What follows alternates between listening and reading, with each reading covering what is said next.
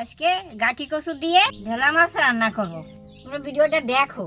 কড়াইতে তেল দিয়ে দেবো, জিরে ফোড়ন দিয়ে দেবো, সেদ্ধ করা কচু দিয়ে দেবো, কাঁচা লঙ্কা দিয়ে দেবো, লবণ দিয়ে দেবো, হলুদ দিয়ে দেবো, জল দিয়ে দেবো, ঢাকা দিয়ে দেই, ঢাকাটা খুলে দেই। ঢেলা মাছ ভাজে রাখছিলাম, এখন দিয়ে দেবো, আদা দিয়ে বাটা দিয়ে দেবো,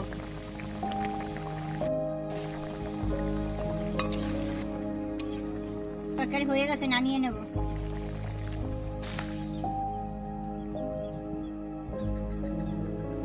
কচু দিয়ে ঢেলা মাছের তরকারি আমার হয়ে গেছে। ভালো লাগলে লাইক কমেন্ট করে দেবো।